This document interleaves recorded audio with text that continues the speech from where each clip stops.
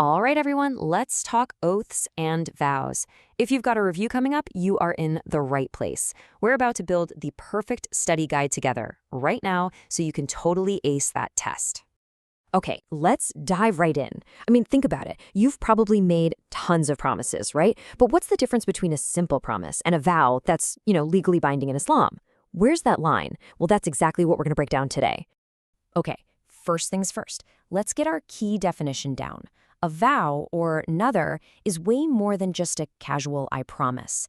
It's a solemn, serious commitment you make to Allah. That's Allah subhanahu wa ta'ala, where you pledge to do a future act of worship or a really righteous deed. Think fasting or giving charity, that kind of thing. Now pay close attention, because this is definitely going to be on the test. Vow versus oath. What's the deal? It's actually pretty simple. An oath, or qasam, is all about confirming something. You're saying, I swear I told the truth. It looks to the past or present. A vow, on the other hand, is all about the future. It's a promise to do something, like I vow to fast tomorrow. So one confirms, the other commits. Simple as that. All right, let's get into the really important stuff. The golden rules. What actually makes a vow valid? Let's check it out. Okay, these three are absolutely crucial. You have to remember them. First, the thing you vow to do has to be an act of worship. Something that brings you closer to Allah, like prayer or charity.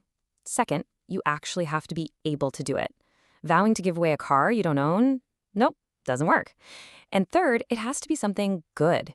You can't make a vow to do something sinful or, and this is a big one, to cut ties with your family. That's a huge no. Okay, so we've got the rules. Now, let's make it super easy for you with a quick checklist you can use on any test question. Here you go. This is your secret weapon. For any scenario they give you, just mentally run through this. Is the act worship? Check. Do I actually have the ability to do this? Check. Is it a good thing, free from sin? Yep. And does it hurt my family relationships? Nope. Finally, is my intention purely for Allah? If you can say yes to all of these, boom, you've got a binding vow. Okay, you got the theory down. Now it's time to put it to the test. Pop quiz time. Let's see how you do. All right, let's see how you did.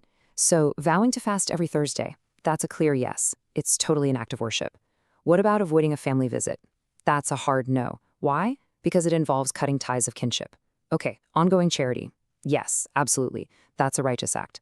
And finally, giving away your friend's book? No way, you can't do that because you don't actually own it. See how that checklist works? Makes it super clear. So we've nailed the rules, but let's take a step back and talk about the why. Why does all of this matter so much?